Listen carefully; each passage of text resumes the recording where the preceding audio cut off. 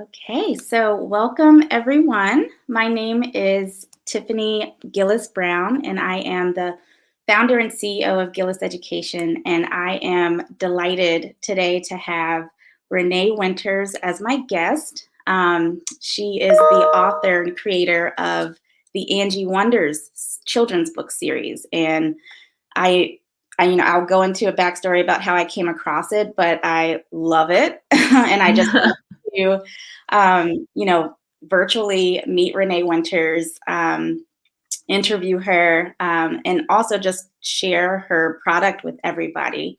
And so just to give everyone some background, Gillis Education is a boutique educational services and consulting firm. So we offer private tutoring, special education advocacy, educational products like Book Love, which we'll get into. And then we also do a little bit of education policy analysis. So a comprehensive boutique firm. And again, I'm so excited to have Renee Winters here because last year during, the pandemic, Wow. fortunately, seemingly we're coming out of, even though I know people are a little weary still with the CDC's latest announcement. But I know, right? last year we launched Book Love. And Book Love, I have a box here, one of our little, our babies. But we started including books and enrichment activities in these boxes. And, the reasons were basically twofold. One, to give students a break from the screen and to get them like having actual hard copy books in their hands. And, also getting families to spend time together and spend quality time talking and doing really simple reading comprehension activities that are really going to boost their child's literacy skills and boost their vocabulary. So I came across Angie Winters, Angie Wonders, written by Renee Winters on Instagram. And I'm like, oh, this is such a cute book. It's so cute. And so, Renee, your book was one of the first books that we actually included in our Book Love box. And you guys can see it here. Sorry, I'm holding it. But it's just so cute. And so, again, it was one of the first books that we included in our Book Love box. So, in a nutshell, that's why we're here today, is to feature Renee Winters and just to get some background, get her story, and just to learn more about this cute character and this book. So welcome, Renee. That was a long introduction. It's all good. Well, thank you so much. So I'll start off by just asking, just to tell me about yourself, your background, your career path, all of that, and any other fun things you want to share. Sure. So I've been in education for about actually. I'm very close to retirement. Oh. But I really enjoyed my educational journey. I started out as a middle school English teacher. And from there, I decided to go into administration. And at that point, I was a middle school AP. And I then continued I worked in the high school. And then ultimately, I ended up in the elementary school. So that's where I am right now. And, I think that everyone's journey is perfect. And so I think that going into an elementary school really allowed me to get a different perspective on that learning process, because being with the older grades or the secondary education, it's a very different perspective than what we are instilling in our children at a very young age as elementary age students, And so I think that has definitely given me a full view of what children are learning, their expectations, and being in a variety of different districts, and I was excess at one point, went to a different journey, a different district at one point. But that journey in itself has been really wonderful, and I've enjoyed the place where I am now. And this is ultimately probably where I will retire in this elementary age group. And aside of that, I also, of course, am a writer. And I always wanted to write as an English teacher. And I think that's one of the things as an English teacher, everyone's like, "Oh, I'm going to write. I'm going to write a book. I'm going to write a book." And I always wrote poetry, and that was something that I was doing.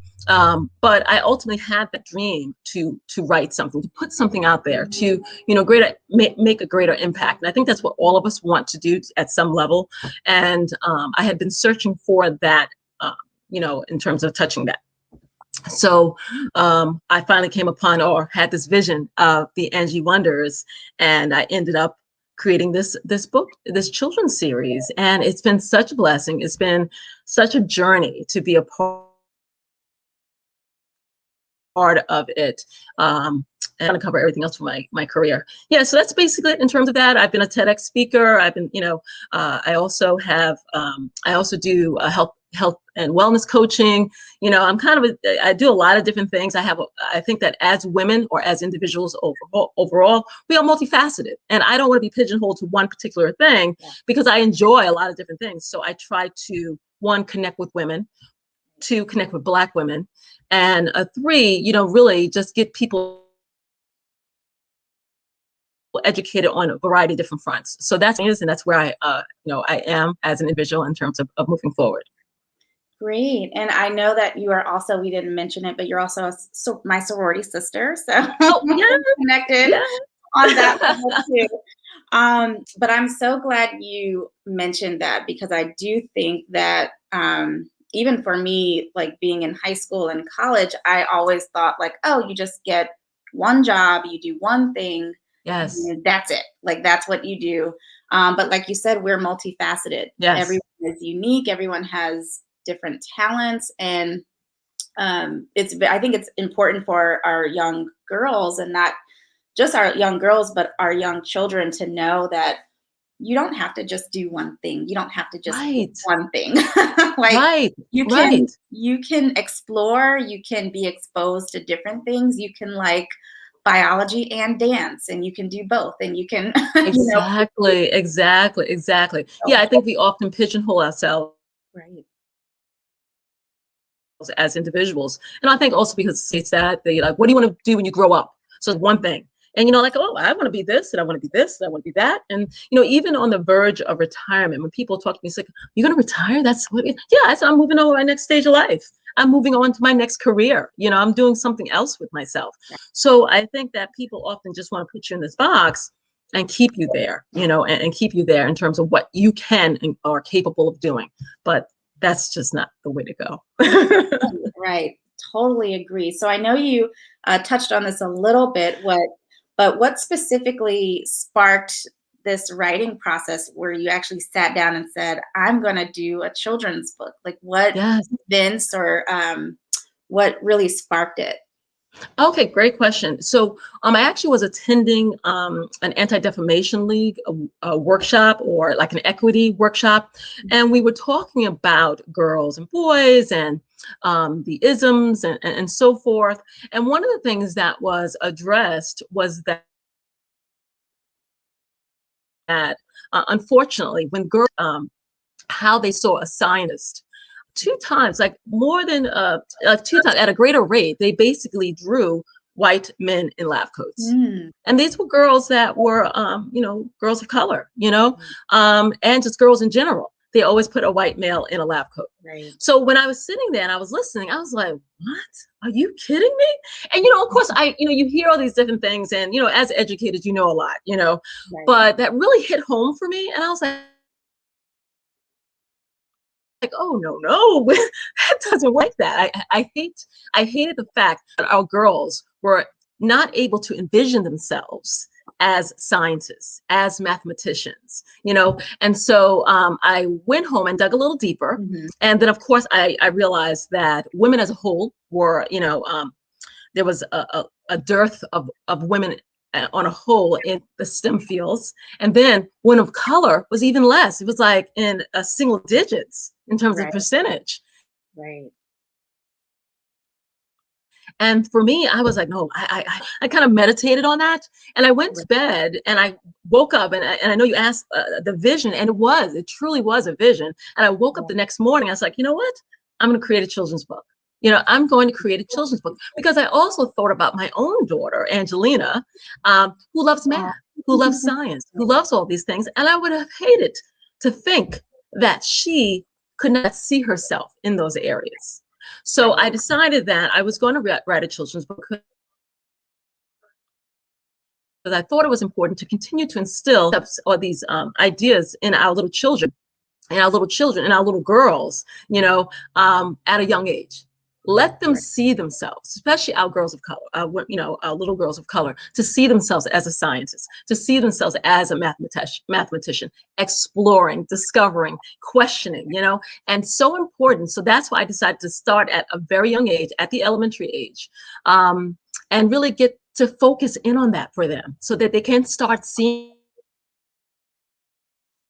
themselves as that and internalizing that. That's where that came from. And then I just kind of, type A, I put it to work. And I started, writing my first book that Sunday of my, my whole thought process. And I kind of let my ideas flow. And I think as a writer, as an English teacher, you don't stifle anything. You just let it flow. You creatively just put down, get a blank pad and just go for it. And at that point, I decided I wanted to be rhyming. I wanted to have colorful illustrations. I kind of grew Angie as to what she, and at one point, let me tell you, I actually thought I was going to draw and illustrate the whole book myself, but that's how I, right. And then I realized, I was like, wait, that's a little too much. Okay. I'm not a graphic artist, so let me calm down. But I wrote my first What is the Sun, within a 2-week process. Yes, a 2-week process. I wrote that book. And I went back, of course, I set it aside for a little bit. And I came back to it and kind of, tweaked it. And this is happening. Then of course, I went into, examining what other ways can I get my work out there, to get it published. Right. Great. So, and we'll get into more of like that actual like writing and publishing process. Yes. Anyone who wants to, pursue that. But I love the illustrations. The illustrations turned out really great. Yeah. Thank you. But absolutely, like seeing yourself, and this is kind of a side note or a tangent, but I'm in a book club, a Howard University alumni book club. My husband went to Howard. And so I'm just kind of like tagging along on the books that they're reading. Right. Reading a book by Octavia Butler now, who was a science fiction writer. And in her last interview before passing away, she mentioned, and I recently watched it, she mentioned that, when she was younger, she didn't know that she could actually be a science fiction writer because in her mind, she was thinking, oh, well, Black women don't really do that. Like, we don't write fiction. We don't do that sort of thing. And so she had to get over that, hurdle in her mind to actually sit down and begin writing her science fiction novels, which are brilliant. And which are great. Yes. Right. Really, really brilliant. So if she, it's just that representation is so important. And you're in New York, right? Yes. Yes. So has your daughter grown up seeing like Black doctors and engineers, and has it been different, I guess, with your experience growing up? What's her experience been? Right. Yes. I think that as an educator, I think it was always important in my household to expose Angelina to those things, just like my son, Right. Making sure that we had things if they had a desire to do something, if they wanted to look at the stars, then we got something to help them to do that. We also wanted to, expose them to individuals like Neil deGrasse Tyson, things like that. So even if it wasn't a female, they saw a person of color doing those things as well. In terms of seeing women of those things, I also tried to make an effort for my daughter to see, an astronaut that was a woman of color, Right. So I definitely took those steps, sure, those things happening. Within the school system, I would say the same thing. I live on Long Island. It's one of the most segregated suburbs in all of the United States. So, and it's really by de facto, segregation. There's a lot of redlining and so forth. So our communities as a whole and our school districts are broken down really, by color, and so unfortunately, you have those issues within every school district out here that maybe that information coming, our African American history isn't really as complete and as comprehensive as it should be within the school systems, so that our people, that our children can learn and be proud and step forward and know what we have done, and knowing that our ancestors have done XYZ. Guess what? I can do anything. The world is limitless for me because of the things that we've gone through. It's not just about slavery, just like that one, this is it, no, there's so during February. much more, and so I've always made a point of instilling things. And I can only, credit my own parents that even during the time when I was growing up, we had these really huge books called the Negro Black history books. But guess what? I was reading them because it exposed me to my culture, and it was important that we had those in my home. And it was something that I learned about Aesop's fables during those times when I was young, and just our stories and Crispus Attucks and things like that really helped me to understand that although I may not be learning these things in the school, especially during my time when I was younger, I actually knew that these things were happening, that we had, African Americans dying in the revolution, and this was such an important part of my youth and my growing up. And of course, music too, but that's a whole nother story. And just knowing that all this stuff is around, it's there, and we're fully capable to unlock these things for ourselves. So absolutely. Yes, I was exposed at a young age, just putting those in the house and having those conversations. And then, of course, as I grew up and as a parent, I just knew it was essential. Right, right. And I can say that my household was the same way. Like, we were pumped with Black history and roots, and, like all of the books, Toni Morrison, all of it. Yes. However, at school, I grew up in Prince George's County, suburb of DC. Yes. Predominantly Black now. And so, I did have a lot of, Black teachers, but once I got to high school, and even I would say middle school, I did have a Black science teacher in middle school, a Black woman. But once I got to high school, AP physics, AP bio, yes, AP chem, like all of those teachers were white males. In a predominantly Black school, in a predominantly Black area. It was, and I'm just thinking back, I'm like, wow, all of them were white males. It's very interesting. Yes. And you're making some great points there, because that's one of the things they find, that in terms of the research, that in the elementary age, like, I don't really see the disparity within the scores, in science and math and so forth between the boys and the girls. And even in middle school, we really don't see that. It's not until they get into the upper grades that we actually start seeing that disparity, with the girls not taking those advanced courses, not taking those STEM field course or the AP courses, we don't see those things happening. So we're wondering, I guess, in terms of research there, what is affecting that? And I really think those gender stereotypes, those societal norms, and those various things that are kind of playing in to that internal process for our girls, where they feel like they can't go further. Right. And I think that breakdown for me happened in college, really, because I went to a PWI I went to Duke University and, thinking like, okay, I got pretty good grades in high school with science. I'm going to pursue a science degree. Also had a lot of pressure to like have a doctor in the family, but that's another thing. Yeah, yes. But I remember like I did not have not one Black teacher Right. in any of my professor in any of my science courses, not even the ones that were a little bit more like humanitarian inspired, like Right. anthropology. And Right. there were a couple of white women, but Yes. otherwise, everyone else, they were white men. And maybe I just didn't take the right courses at the right time. But my whole year there, and I graduated with a degree in biology, but I just remember like one feeling alienated because I'm just one of only a few Black Yes. people in these Yes. courses. And then you get to, the professor, the person that's supposed to be helping you and the person that you're supposed to reach out to with questions. I know you mentioned earlier, like having the confidence to question. That confidence was out the out the window. Right. I just did not feel any connection with the professors. I didn't feel like I could ask questions. I felt like my questions were maybe going to be stupid or Right. whatever.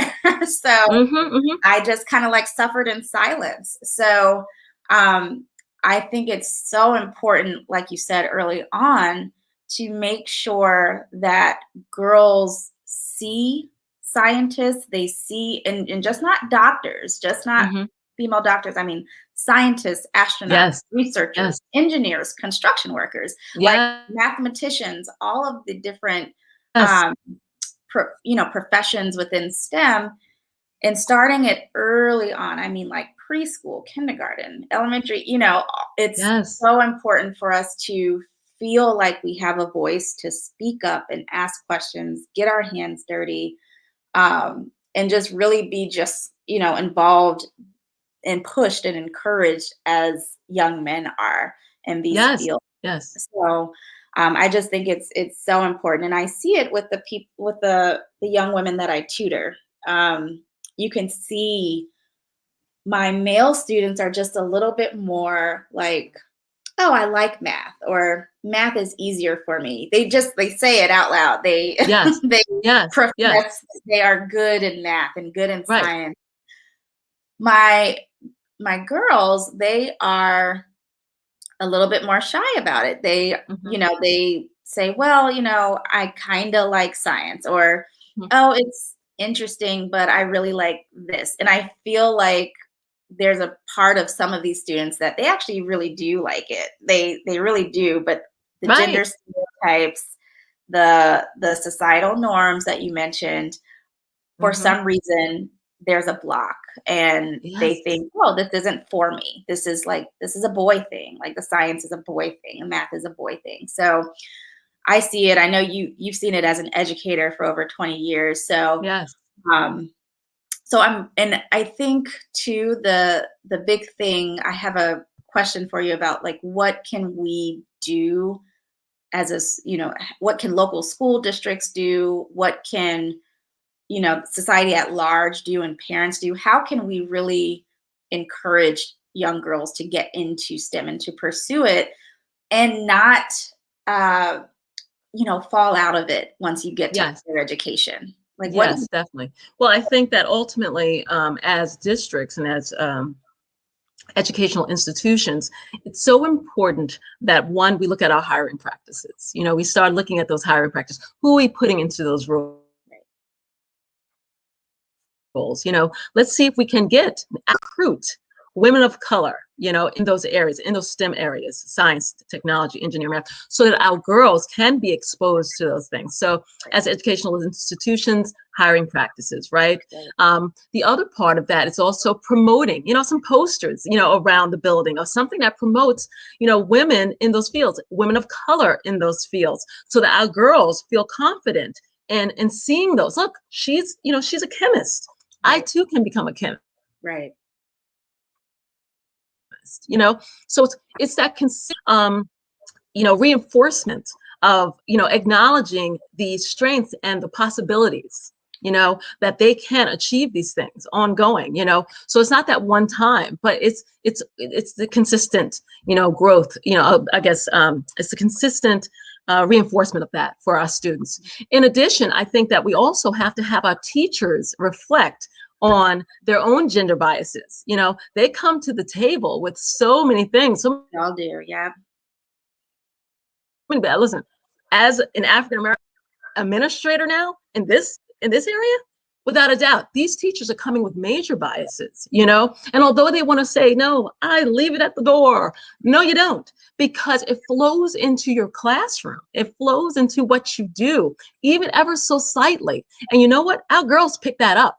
Our girls pick it up and they internalize it, and it's like, wow, okay, he said this, or, she said that, and really internalize. And we don't want that. We need to stop that. We need to stop that from happening. The other thing to do is to work on the growth mindset, and help our girls to understand that, according to, of course, Carol Dweck, I don't know if you have read this, talks about that intelligence is not a fixed state. The more that we believe that we can grow and that we focus on the process, not the product, so when a child does well, you're not going to say, oh, you got an A+, you're smart, you're intelligent, you're this, you're that, but rather talking about, you must have really worked hard. You must have put in a get to this point, so that our children start internalizing hard work. So things may be difficult. Guess what? Being a biochemical engineer is not an easy thing. It may be hard, but you know what? You put in the work, you put in the effort, and you can achieve that goal. So it's about instilling in them that I know this may be difficult, but I'm going to work hard to achieve this goal. So that growth mindset is a whole nother piece that I think that our educators must internalize, as well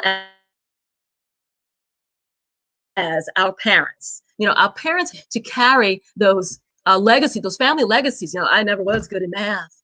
And, you pass that on to your child. Right. And your child starts to internalize as well. I'm not good at math. Dad wasn't good. Mom wasn't good. I can't be good. Right. So it's really halting that and allowing your child to sit in their own intelligence, to sit in their own space, and recognizing that, yes, this may be a difficult road to climb, but you know what? I love the outcome. I'm going to love what happens when I get to the end of that road. So I think that's essential, that as we start working the growth mindset and really getting our kids to know that sometimes work is hard. And yes, as long as you put in that hard work, and that's what I say to my kids as well, did you do your very best? And if they can say to me, yes, Ma, I did. I said, you know what? Then whether a B, a C, or no D's, but we don't go there. We never go there. But anyway, whether an A or B or whatever, if you work hard, then I'm good. Right. And I'm comfortable. So it's for our parents, we need to reflect on what we're doing with our kids and what we're saying and those little words, those little statements that we say. Stopping those generational things in terms of education, in terms of academics, and really instilling the growth mindset in our own children that they can do anything. It just may require a little hard work. So those are the things. Educationally, we just need to overhaul and make our teachers think differently as well, exposing our children to posters, just that, maybe even a workshop. Yeah. Having and making sure that we bring people in that we are trying to, build for our kids, let them, expose them to that, So it's really a concerted effort, of course, for anything, for our educational institutions to really say, we need this. But unfortunately, I don't know if that's going to happen. And let's be real here, for them to take that as a priority says a lot. They have to want to have this as an initiative. So then guess what? The weight comes on us as parents. As parents of children of color. It's our job. It's our, burden. And I only say it's a burden essentially, but it is a lot, to really instill in our children every day, to expose them, to women of color in these fields, to help them learn coding, to have them step forward in their beliefs and the things they enjoy. It's essential. It's essential that as parents, we take that, take that on and move forward with that so our children can be successful. And, in reality, as of people, we're missing out on social economic of not having our children in these fields, of having our girls and our women in these fields, because we know that economically, these are areas that bring out more financial stability, you know? So of course we want our girls to go there. And again, I'm not negating boys. I'm a woman, I'm looking at my girls, you know what I mean? And those are the things that I need for my girl to be able to achieve. So ultimately, as a country, as a people, we are doing better. Right. And I'm so glad you mentioned, parents saying, well, I wasn't good at math, so, I can't help you, or even just kind of sowing those seeds of doubt, like, oh, my mom's Yes, good at math, so I'm probably not going to be good at math. So there's no use in me like striving for that A because I'm not going to get it. So right, right, so many parents that say that all the time. I wasn't really good at writing. I wasn't really good at math.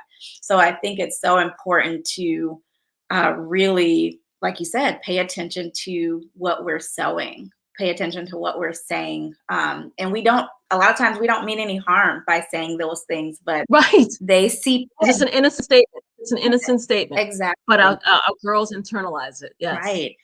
And then also just being okay with failing sometimes. Like you're not going to get every problem right. You're not going yes, to get an A plus or even a B on every single test. Like you said, it's right, hard work. It's going to take some time. So even if you get a C or a D, hmm, it's just one test. Try right, again. Take note of what you might need to exactly, work right. on. It's one Um, day, just one data point. Right. One data point out of Yes, many. So um, just not being right, afraid to fail, being able to pick yourself up and try again and try again, and try yes, again. yes, yes, yes, Especially if you're passionate about it, especially if you love science, if you love it. Again, it may be hard sometimes, but that's what it is. And it's the journey is really what is going to be most valuable. The journey to right, getting right. to an A or getting that degree or getting that job, it's going to be So, valuable. so, right. Yeah, and like I said before, it's praising the process and not necessarily the product. You know what I mean? As looking at that journey, that hard work. But wow, look at that, Angelina. You did so much. You worked really hard at this. Amazing. What did you learn from that process? Right. What did you learn from all your hard work that you put into this? And then ultimately, yes, you have your goal, what you achieved, but it's that hard work. And you know what? And that mindset that we instill in our girls conveys to everything. It just transfers over, you know? So it's important that we instill that. Definitely. Great. And then, so I want to talk about your new book. So actually, you can just run through. I know we talked about the first one, "What is the Sun," Mhm. which I have here. But what are the other two books? If you can just This kind of explain. Sure, sure. The second book is Microscope Fun, and that really helps our students our girls to recognize is that having a microscope is a tool, exciting, and allows us to explore our world even more, and really takes you on Angie's journey as to waiting for this microscope to arrive. And once she gets it, she kind of can't decide what she wants to, examine first. She knows it was going to be really cool, and she opens it up. Mom helps her with it, and she starts looking through the house, taking notes, and creating a little list of things that she was going to examine under. So ultimately, it takes us through that journey and how excited she was to get it, and the things she started looking at, and how it changed her world. And she realized that she can really use this tool to see things at greater depth. And then, of course, at the end of the book, I give the parents, of course, the tools. And I think this is essential as always. I give them a place where the child can take notes, especially if they have a microscope, because that's what we want. We want to instill those things. So even if you get a quick a microscope off of Amazon, your child started utilizing that, taking notes on the things that they examine, and then, of course, drawing it. On what does it look like underneath? Because a leaf, as you look at it visually, is very different from what you see underneath a microscope. So that's the Angie Wonders Microscope Fun journey. And then my most recent book is Angie Wonders, Math is Everywhere. And that's the one where my daughter really told me, said, you better start doing some math stuff, because she loves math. And so I created a book and really realized is that math is everywhere. Math is every single day, looking at the clouds, looking at my books in my bookshelf, walking down the steps, so a variety of different ways, recognizing that math is everywhere. And it's essential. And we learn it. And often we take it for granted, but it's there, and really taking those moments in as a little kid, that it's fun. That is fun to learn. It's fun to count. It's fun to add, fun to subtract. And then ultimately at the end of the book, once again,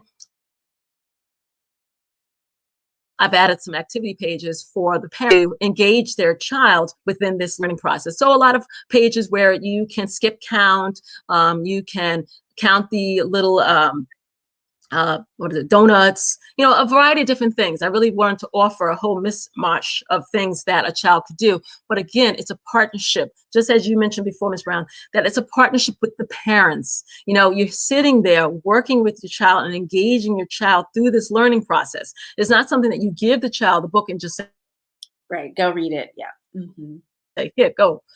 It's okay, and now let's work through this, because that interest, your interest becomes their interest as well. So you definitely want to engage them and work with them through this. So Math is Everywhere is just a fun book about math with, learning how important it is, and Angie's journey with that. Great. And what was the publishing process like? So I know there are a lot of people out there that have ideas that maybe they want to get out a certain message through children's books. What was the process of publishing and actually having a physical product, taking your idea to a physical product? Yes. So, one of the things that I try to tell people that have these ideas, that have these thoughts they want to put out to the greater masses is, it's not as difficult as it once was. When I was younger, when I was teaching, when I first started out teaching, you had to go to a publishing house, you had to submit your manuscript and hope that, they would send it back to you. And right. And that they would okay and decide to publish. So just think about how many stories were untold, and especially our children of color stories, our children's books, or even just women of color stories, weren't told, So now you can put your message out there and get it to be heard. So for me, I went independent, and that's the route. There's so many avenues that you can go in terms of being independently published. I went through Amazon KDP, which was just an easier process for me. But you basically submit your manuscript to the system, and it takes you step by step through the process. You go to Amazon KDP, not that I'm promoting it, because there's a lot of other ones that you can go out there, lulu.com. There's lots of them. Just research independent publishing companies, and they help you through this. And you will be surprised at how easy it is. And you have to go back across. Make sure you go through proofreading of your manuscript itself. And as an English teacher, I was able to do that. And also, a lot of people do hire someone to do that. You can get someone to do that. There's no grammatical errors, et cetera, et cetera. And then also the biggest piece for me, I guess, was finding an illustrator, finding someone that fit my vision of what I wanted. So that took the longest time, because I had my manuscript, but then I had to find someone that would illustrate that for me and connect with my vision and connect with my belief, and was able to convey that in the pages of my books. So again, that's also a lot easier to locate of many illustrators. You have fiverr.com, freelancer.com. So you have all these places now as resources to look for graphic artists, to look for people who may, fit your vision. So it's about just doing some legwork, but these are the areas you can definitely go, and you can access so many different graphic artists from around the world. My current illustrator, and this shift illustrators a little bit in this last book, he's from Nigeria. He's from Nigeria. Nanana Akuru. He's a great guy. We've talked many times, and we went back and forth. But that's that type of relationship that you build with that individual as you're writing the book. So once I got the illustrator, you get those pages from them, and then you submit all of that within Amazon KDP, and the book gets published, and you get your first test copy. You go through it, you read it, make sure that you're comfortable with it. And then from there, you can approve it, and then you go into the final stages. So it's definitely not as hard as it once was. Please put your voice out there to the masses. Let people hear you. And I know we have so many untold stories that are to share with people, and people need to hear us. So this is just another way for this to get out there. Go independent publishing. And if you want to listen, they can definitely connect with me and DM me or message me on my website to ask me any questions. If they want to step into that world, I would definitely give them, take some time out to work with them and get them where they need to go, because I think it's important. Yeah, and the illustrations are absolutely beautiful. I'm just gonna hold it up a little. I told the Definitely. story right before we got on, that I was working with a little girl who was 6 last year, and we started reading the Microscope Fun book. And when I held up the book, she immediately, her eyes lit up because she happened to have the 2 Afro puffs that little Angie has. So again, that representation and just seeing yourself, and the just really, it's just beautiful. So I really Yes. appreciate the time that the illustrator actually took to perfect your vision and what you had for this story. And while we're on the topic, would you mind just telling everyone your website and your Instagram? Yes, definitely. So my website for Angie Wonders is www.angiewonders.com. Very easy to find. And then my author website is ms.reneewinters.com. If you want to just find me as an author in terms of the things that I'm doing, where I'm speaking and so forth, definitely feel free to stop there as well. And that's it, I guess. And I'm on Instagram as Miss Renee Winters. And Angie Wonders is on there as Angie Wonders. Angie_Wonders. Angie_Wonders. I sometimes mix up the Wonders and the Winters. Like, Right. Great. So I'm going to wrap up. I know before we got on, I'm going to keep it to 30 minutes, but then I also warned you that I was a talker. So. And I am too, so it's okay. No worries. I enjoyed every single minute. Yeah. So if you could give, I'm going to end with a fun question. If you could, I guess, well, actually, I'm sorry, 2 questions. So I listened to this podcast called Good Ancestor, and the host always asks, and I think it's such a fun question, if you could sit down and talk with an ancestor, either present or living, present, or maybe in the future, or past, who would you sit down and talk to? And so I wanted to ask you that. Is there anyone from your future, your present, or your past that you want to sit down and talk with? And wow, that's deep. You know what? I got emotional. Ms. Brown. I got emotional just thinking about that, because I think I would probably, and I just had a conversation with my family recently about this. I would probably speak to Harriet Tubman. I would want to know, when you look back, I was down in Virginia, and I was looking at, they had a museum related to freedom and so forth, and slavery. And I was looking at one of the maps in terms of the travel route from down south up north. And when I saw that, it just really takes you back, because but when you actually visualize and see what these individuals had to go through to get to freedom, it makes you pause and say, would I be able to do that? Going through swamps at night, traveling to just unknown places, not knowing what they had to go through. And of course, Harriet Tubman leading a lot of this. It's so deep, because I would love to speak to her and ask her, where did she find the courage courage and the strength to do it, but multiple times. So I think I would love to speak to her and take her wisdom and her knowledge and try to instill it within myself in terms of whatever I do. That makes me emotional. It really makes me emotional. Oh my God. Yes, yes. Definitely. Yeah, If you I would could have just to do that. have a little bit of what she had, right? Just Yes, a little yes, bit. Think of what we could do. Because I mean, just yeah, you just sit and think about. And actually, another tangent. My husband and I actually drove down to where Harriet Tubman was born. I think we did it. yes. It was either last year or the year before. But it was a Hmm. very emotional, spiritual trip. Just Yes, looking yes, at the swampland, feeling it's almost like you could feel her yes, energy there yes, in yes, in Southern Maryland, and it was just going through and learning more about her story. We actually read a book recently by Ta-Nehisi Coates, The Water Dancer, which included like Harriet Tubman as a character, and we, talked about that very thing. Like, would we have been able to do that?